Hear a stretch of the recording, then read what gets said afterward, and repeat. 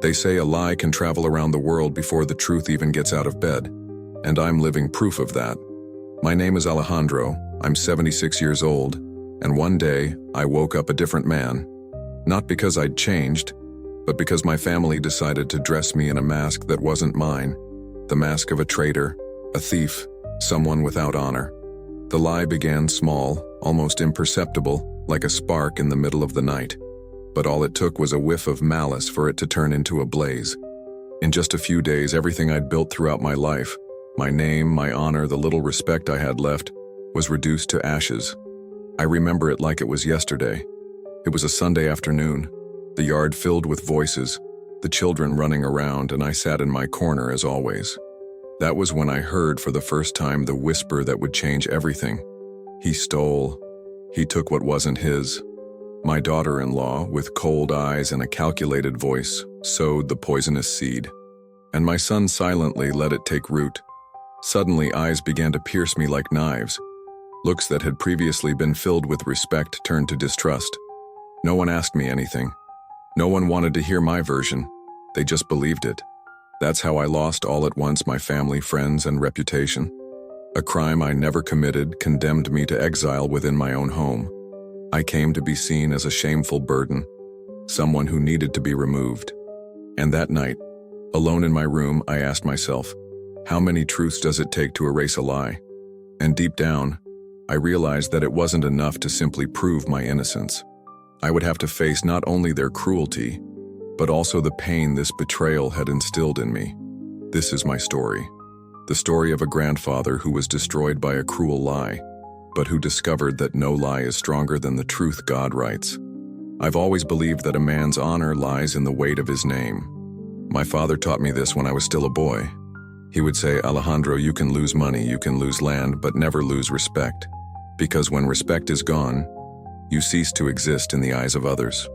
I carried these words with me throughout my life, and that's why I worked hard, never took easy shortcuts, and always reached out to those in need. It was decades of sweat, sacrifice, and difficult choices. I raised my children with what little I had, but I gave them much more than possessions. I set an example. And even as old age approached and my strength waned, I still carried within me the pride of knowing that, despite the wrinkles and back pain, my name remained clean. But lies, oh, lies are like a plague. They creep in, grow silently, and before you know it, they've taken over everything. In my case, it didn't come from a stranger. It came from within, from my own family. My daughter-in-law always looked at me with a certain disdain. She never said anything openly, but I knew it. There was a coldness in every gesture, in every dry word, as if I were just an annoying presence in their lives. And little by little, that coldness transformed into something greater. It was her voice that launched the accusation. She said I had stolen, that I had taken money saved for household expenses. She said it in a low but measured tone, knowing someone would hear. And that phrase alone was enough. He took what wasn't his, for my image to begin to crumble. At first, I thought it was just a misunderstanding, something that would soon be cleared up. After all, who in their right mind would believe that I, Alejandro, who had supported that family for so many years, would stoop to stealing? But the lie needed no proof, just silence. And my son's silence was what hurt the most. I remember that Sunday when it all began. My daughter-in-law's words still echo in my ears. He took it. It was him, I saw it. The money was here, and after he passed, it disappeared. I said it in an insinuating tone, not an outright accusation, but enough to make doubt creep in. Conversation suddenly ceased. Eyes turned to me, and in place of respect, I found distrust. I tried to defend myself. I explained that I would never touch anything that wasn't mine, but I realized no one was really listening. People had already chosen what to believe. My son's silence, his eyes downcast, was the sentence. He didn't say he believed me, he didn't defend me, he didn't ask for an explanation. He just stood there, motionless, allowing the lie to grow until it suffocated me. That night I walked home with heavy legs. I sat in the old porch chair, stared at the horizon, and wondered if a lifetime of sacrifice could be erased by a single sentence. And for the first time in years, I cried like a child. Not for the money, because it was never about the money, but for the weight of carrying a guilt that wasn't mine. What I didn't know was that that lie wouldn't be temporary. It would spread like poison until it eroded what little dignity I had left. The following days were a slow torture. Every time I arrived at my son's house, the air felt heavier, as if my presence were a nuisance. Conversation ceased when I entered. Laughter turned to uncomfortable silences, and even my grandchildren, completely oblivious, began to look at me strangely, repeating what they heard at home. Grandpa took what wasn't his. I heard this from the innocent mouth of my 8-year-old granddaughter. My heart broke. The poison had already reached even the children. I tried to speak to my son privately. I took him to the balcony and poured out my heart. I told him I would never do anything to shame our family, that my honor was all I had left. But he, without looking me in the eye, simply replied, "Dad, it's better not to touch on that subject anymore." That sentence was like a knife. He didn't say he believed me. He didn't say he would defend me. He just said to forget. But how do you forget when your own dignity has been ripped to shreds? I began to avoid family gatherings. When there were gatherings, I made excuses. The silence, which had been with me since my wife's death, now became unbearable. The walls of my house seemed colder. The clock seemed to mock me with every tick. And inside me, a question haunted me. What's the point of a lifetime of sacrifice if one lie is enough to destroy everything? Weeks turned into months, and the lie took root. It was no longer just a whisper from my daughter-in-law. It was almost a truth accepted by everyone. When I walked the streets, I noticed sidelong glances, hushed whispers. People with whom I shared work, sweat, and friendship now greeted me coldly, as if thinking, "It's sad to see a man end up like this." I wanted to scream. I wanted to prove my innocence. But how? The lie had no proof, and that was precisely why it was so difficult to fight. It thrived on doubt, silence, and poison spread from mouth to mouth. The worst was within the family. When I came to visit, Clara made a point of staying away from the drawers, hiding her purse as if I were a thief. Sometimes she even closed the bedroom door in front of me. My grandchildren, confused, began asking if it was true. "Grandpa, Mommy said we can't let you touch our things." Those words cut me like razors. And my son, oh, my son, his silence continued to be the greatest betrayal. He didn't accuse me, but he didn't defend me either. Feigning neutrality, he let the lie grow unchecked. By his omission, he condemned me more than any words could. One winter night, alone in my cold bed, I wondered if it wouldn't be better to disappear, vanish without a trace, so they wouldn't have to bear the shame of living with a man stained by dishonor. But at the same time, a voice inside me told me I couldn't let my story end like this. It was on a rainy afternoon that I realized how much that lie had taken over everything. I was invited, almost out of obligation, to one of my grandchildren's birthday parties. I sat in a corner of the room as usual, trying not to disturb anyone. The children played, the adults chatted, but I felt my presence was unwelcome. Suddenly, I heard the voice of one of Clara's cousins loud enough for everyone to hear. It's amazing how this old man still has the courage to show up after what he did. The room fell silent. No one reprimanded him. No one defended me. My son once again lowered his eyes, pretending not to have heard. My blood boiled in my veins, but the lump in my throat prevented me from responding. I felt my face burn with shame. I stood up slowly, greeted my grandson, and left without saying goodbye to anyone else. On that walk home, with the rain soaking my clothes, I realized there was nothing left but the lie. The little respect I still had dissolved in the face of suspicious looks. My honor, built over a lifetime, had been destroyed in a matter of days. That night I sat in bed and wept silently. But amidst the pain, a spark began to spark. If lies had the power to destroy me, I would need to find greater strength to reveal the truth. It wouldn't be easy, but I wouldn't let my story be buried under the weight of slander. I was Alejandro, and there was still fire inside me. The morning after that birthday, I woke up with puffy eyes, but with a firm resolve. I couldn't continue living in the shadow of a lie. If my daughter-in-law had the strength to spread slander, I needed the courage to bring the truth to light. It wasn't just about defending myself. It was about reclaiming my dignity, about showing my grandchildren that their grandfather was still a man of honor. I began revisiting memories and details that could prove my innocence. I grabbed a wooden box from the closet where I kept old receipts, payment documents, and bank letters. There were records that showed every penny of my life, from the time I worked day and night to support my family. Leafing through those yellowed papers, I realized there might be something in them that could dismantle the farce. I also began to observe Clara more closely. Whenever she spoke of the missing amount, she avoided eye contact. She used vague words, never saying exactly how much had gone missing or on what day.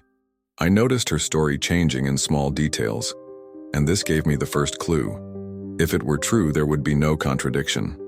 I also began to quietly chat with neighbors and acquaintances. Some recalled Clara's habit of exaggerating her stories. Others told me about debts she hid even from my own son. Each word I heard was like a puzzle piece falling into place. That week, I wrote in my brown notebook a sentence that would become my guide. A lie may be swift, but the truth always has deeper roots. And I decided I would water these roots until the truth sprouted before everyone. With each new clue, my heart grew stronger.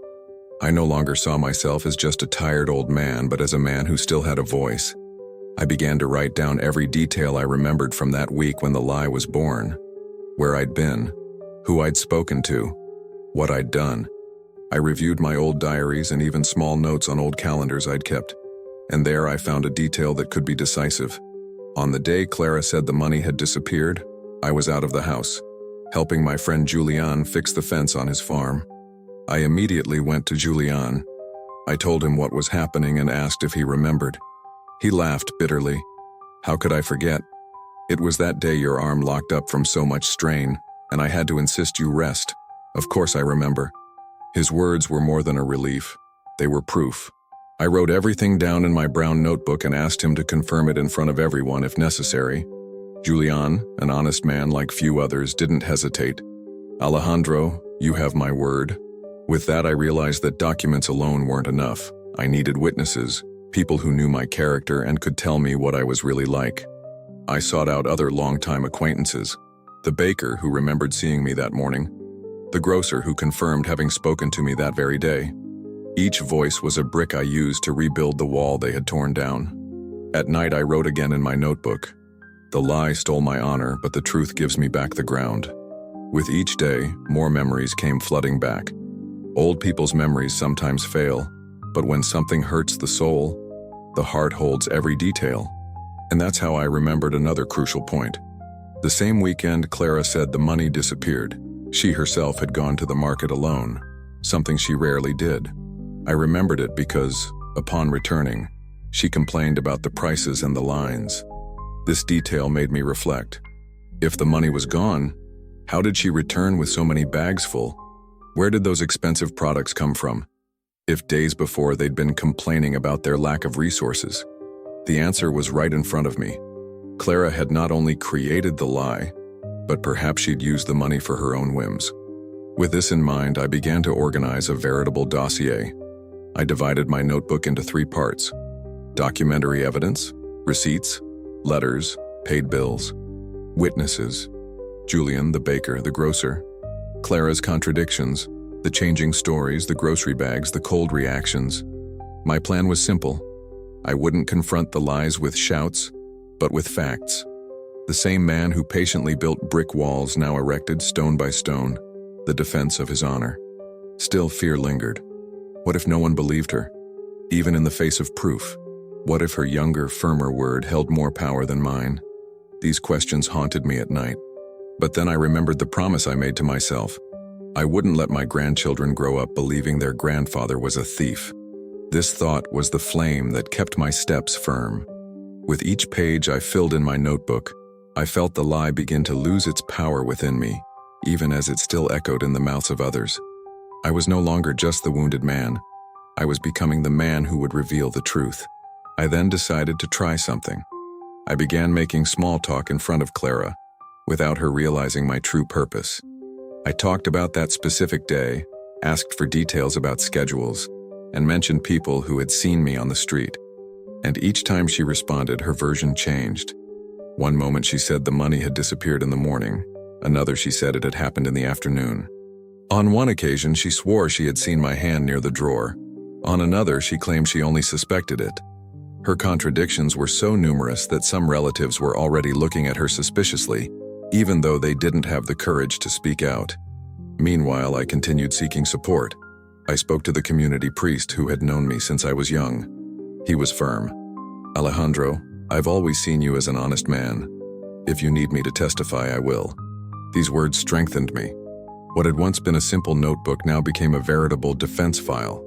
Each piece of evidence was a stepping stone I would use to dismantle the sandcastle Clara had built. And little by little, I realized it wasn't just about proving my innocence. It was about recovering something that the lie had almost stolen from me forever. The certainty that my life still had value. In that final week of preparation, I carefully gathered everything. The blue folder, which had previously held only unimportant papers, was now filled with documents, receipts, letters, and photos. The brown notebook was heavy, marked with firm notes, each memory recorded as living proof that I wasn't the man they were trying to paint me as.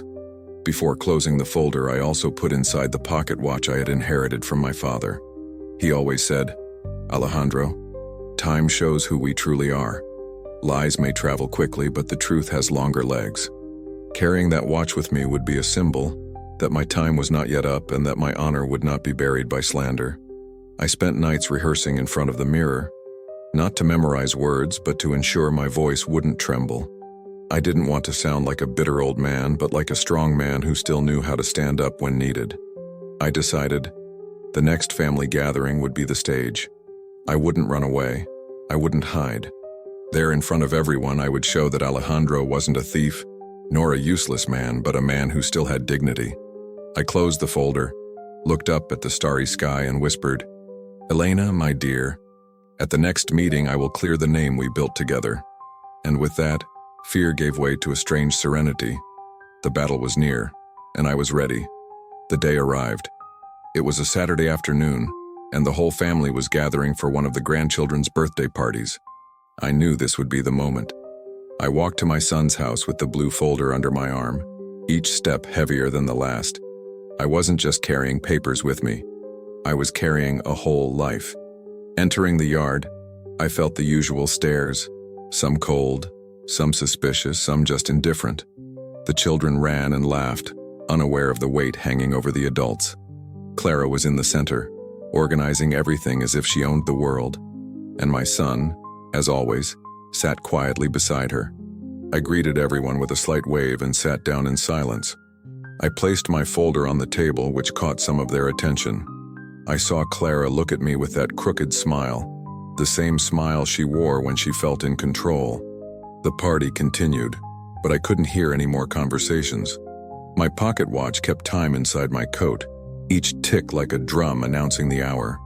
When everyone was finally at the table, I took a deep breath, stood up slowly and said, "Before you cut the cake, I need to say a few words." The silence spread quickly. Some glanced at each other. Clara arched her eyebrow. My son stood still. I opened the folder, took out the brown notebook and placed it on the table. For months I carried an accusation that wasn't mine. I was called a thief, dishonorable, useless.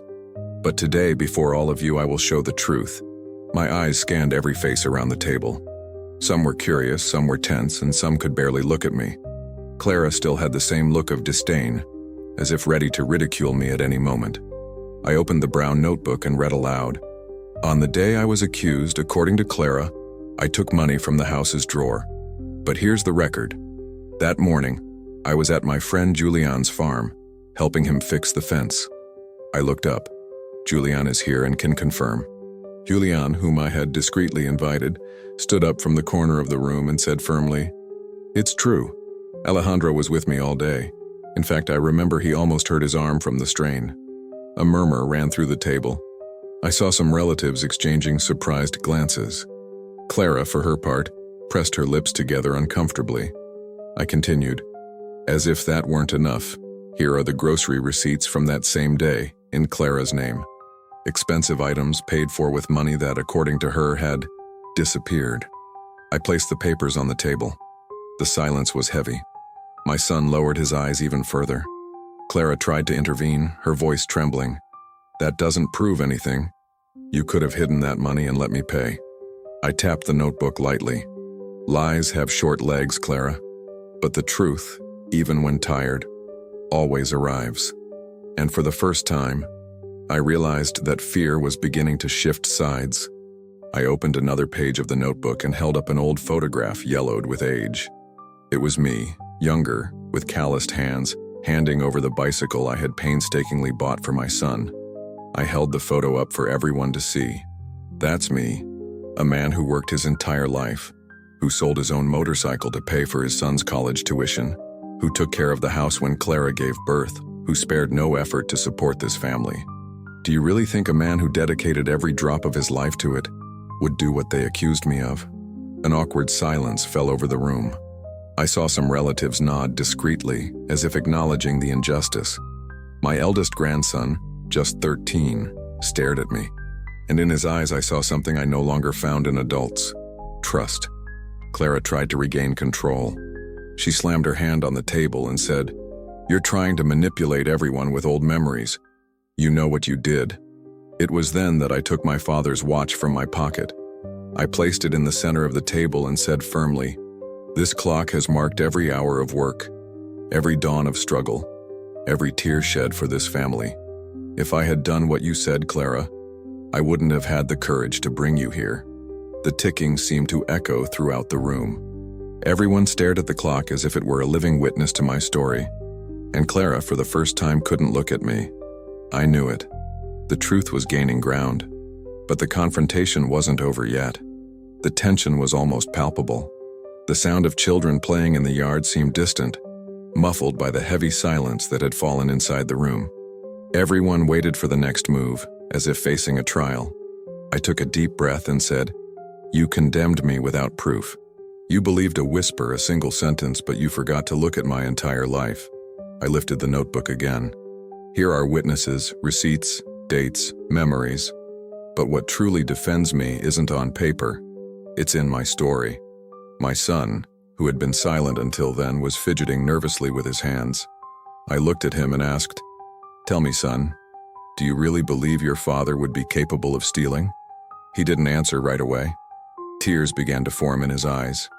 Clara tried to interrupt, but he held up his hand, signaling silence. He looked at me, his voice breaking. "No, Dad, I never believed it. I was afraid to contradict, afraid to face it. But deep down, I knew it wasn't true." A murmur filled the room. Some relatives sighed in relief, others shook their heads in disapproval of Clara.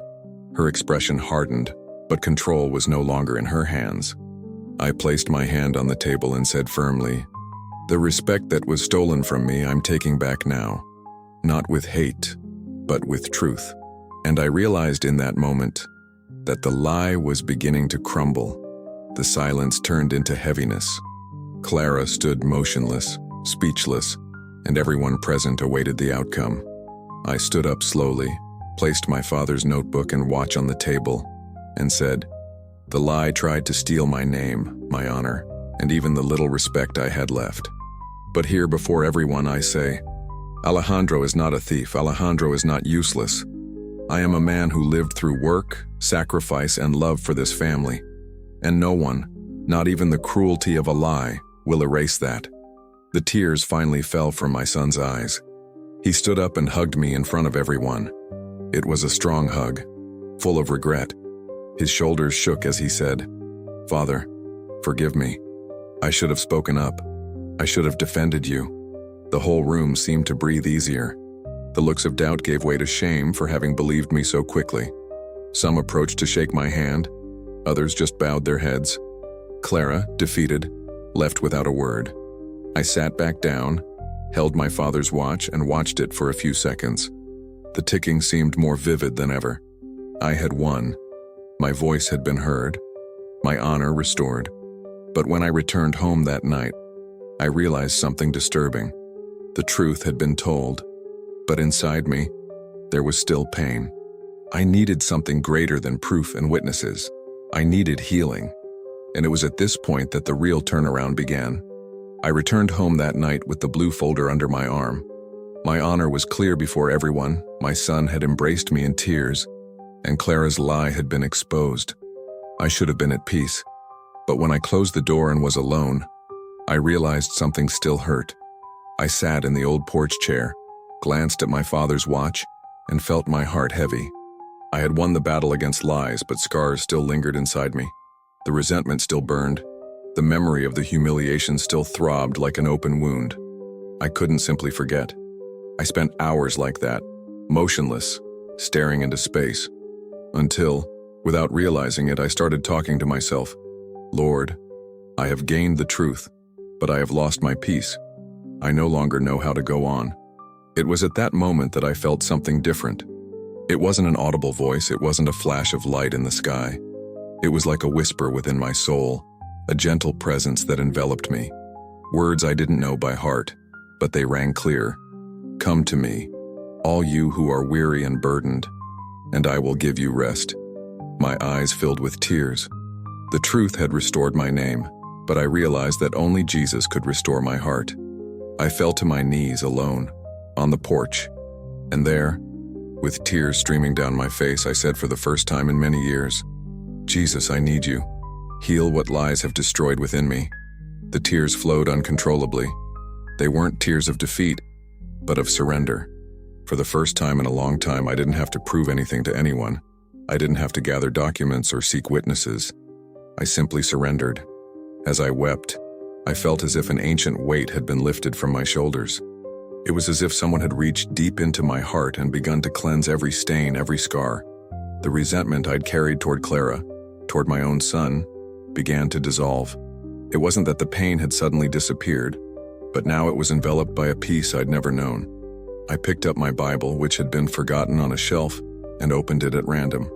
My eyes fell on words that seemed to be written for me. Forgive, and you will be forgiven. Luke 6:37. I had never truly understood what forgiveness meant. For me, it meant silently accepting injustice. But that night, the Holy Spirit showed me that forgiveness is not weakness. It is liberation. I understood that Clara didn't need to carry the weight of my revenge, but rather to know the same forgiveness that now reached me. And my son, so trapped in fear and silence, also needed this love that doesn't demand, but embraces. I arose from there with a new resolve. I would no longer live marked by lies. I would live marked by the forgiveness I received from Christ. The next morning, I woke up different. The same sun streamed through the window, the same birdsong echoed outside, but inside me was something new. Peace. Not the peace of someone who has won an argument, but the peace of someone who has encountered the truth that cannot be destroyed, the presence of Jesus. I took my father's watch and put it in my pocket. But this time it wasn't just a symbol of time gone by. It was a reminder of the new time I was being given. I knew what I needed to do. I walked to my son's house. On the way, my heart raced, not because I was still seeking recognition, but because I carried something greater with me, forgiveness. When I entered the yard, Clara looked at me in surprise, almost suspicious. My son, embarrassed, lowered his eyes as he always did. But before any words were spoken, I spoke in a calm voice. I didn't come to bring evidence. I didn't come to demand anything. I came to say that I forgive you. Silence fell. Clara stood still. My son looked up with pent-up tears. I continued. Last night, Jesus showed me that lies can hurt, but only forgiveness can heal. I hold nothing against you, and I want my grandchildren to grow up knowing not that their grandfather won a fight, but that he chose to love, even after the pain. My son cried, hugged me tightly, and repeated, Dad, I don't deserve this. I just replied, I didn't deserve God's forgiveness either, but he gave it to me, and that's why I give it to you too. My son's embrace was still on my shoulders when I felt something shift in that yard. It was as if the weight that had been weighing me down for months had been lifted all at once, not just from me, but from all of us. He cried like a child, sobbing with his head resting against my chest, repeating, Father, I failed. I should have defended you. I should have trusted you. Forgive me, please. I ran my hand through his hair like I did when I was a boy and replied, Son, I'm not coming back to collect anything. What's done is done. I just want you to know that you're forgiven. Meanwhile, Clara stood there rigid, her gaze lost. I saw her hands tremble. For so long she had held on to that lie, and now she saw there was no ground beneath her feet. When she finally approached, her voice was low, almost a whisper. I don't know why I did it. I was wrong. I let pride and fear get the better of me. I thought if I pointed the finger at you, no one would notice my own failings. I destroyed what I had no right to touch. Her words were interrupted by tears, and for a moment, everyone was silent, waiting for my reaction. I could have thrown in her face all the suffering she had caused me. I could have humiliated her in front of everyone, but the Holy Spirit had already transformed my heart. I took a deep breath and said, "Clara, you are forgiven too, because Jesus forgave me first and taught me that holding on to hate is like carrying chains. I don't want to live in chains anymore." Clara began to cry even harder. Suddenly, my grandchildren, not fully understanding the gravity of what had happened, ran to us and hugged us, a scene that seemed impossible just a few days ago. The whole family gathered together in tears, not of grief, but of reconciliation. My brothers, nephews, and cousins who were there approached slowly, some moved, others still shocked. I saw in their faces the understanding that what was happening before their eyes was not just an apology. It was something greater. It was God restoring what seemed impossible. My son then looked at Clara, held her hand and said, "We will no longer live by lies. We will no longer hide our faults with accusations." Today I understood how much we need to change. And in that moment, I realized that forgiveness not only healed my pain, but was paving the way for a complete transformation of our family. The backyard where I had been accused and humiliated had now become the place where God was writing a new story. And looking up at the sky with tears streaming down my face, I silently murmured, "Thank you, Jesus," because only you could transform betrayal into reconciliation. That night, after everything that had happened in the backyard, I sat with my family gathered around the table. There was no cake, no music, no celebration like we usually had on birthdays, but there was something much greater: peace. A peace I had never felt before, and it didn't come from pretty words or rehearsed apologies. It was a peace that came from God, filling every corner of that place. My grandchildren sat beside me, their eyes shining with curiosity. One of them asked softly, "Grandpa, so what they said about you wasn't true?" I smiled tenderly and replied, "No, my son, but you know what? Even if people lie about us, God always knows the truth, and He never abandons those who trust in Him." My grandchildren smiled, and in that simplicity I saw the hope that they would grow up not only remembering the lie, but also the forgiveness that overcame it. I looked at my son and Clara. They were holding hands, their eyes still red from crying. Clara came closer to me, her voice breaking, and said, "You had every reason to hate us, but you chose to forgive us. Why?"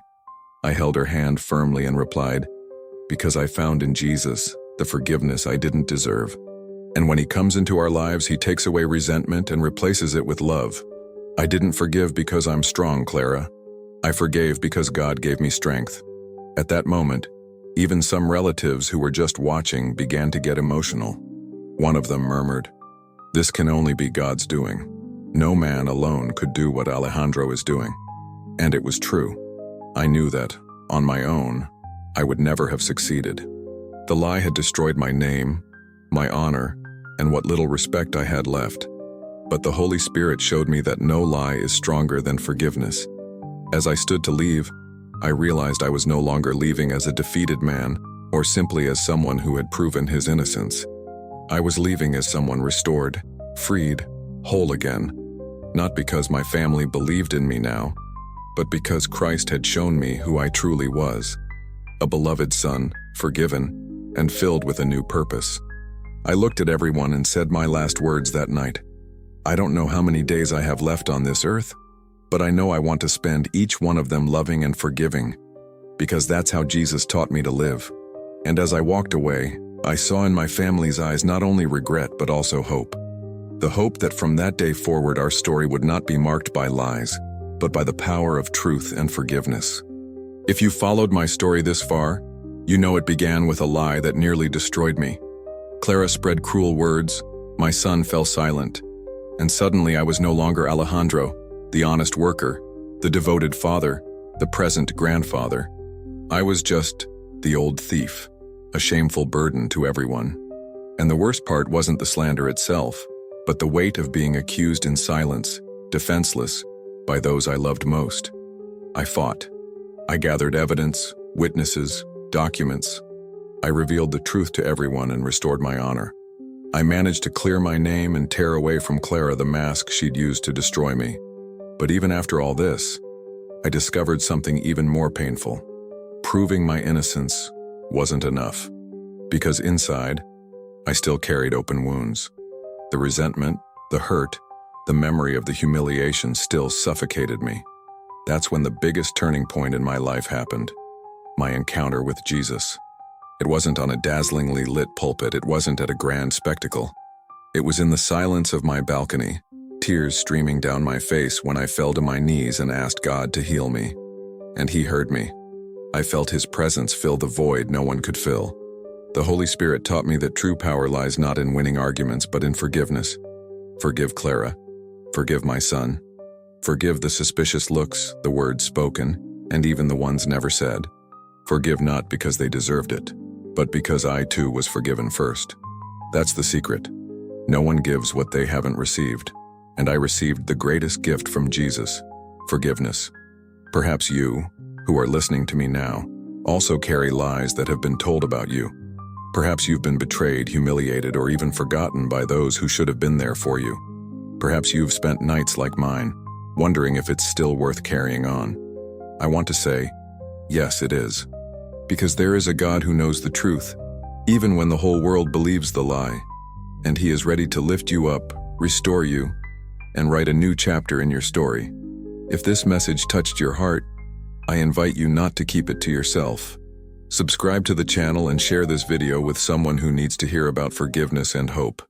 Turn on notifications, because each new story is an opportunity to show that no matter how great the pain, there's always a chance to start over. And I leave you with a question to reflect on and answer in the comments. What would you do if you had the chance to forgive those who destroyed your honor? Would you hold a grudge, or would you choose to be free? I'm Alejandro, and this was my story. But more than just my story, it's proof that when Jesus enters, even the cruelest lie loses its power. May God bless you and your family.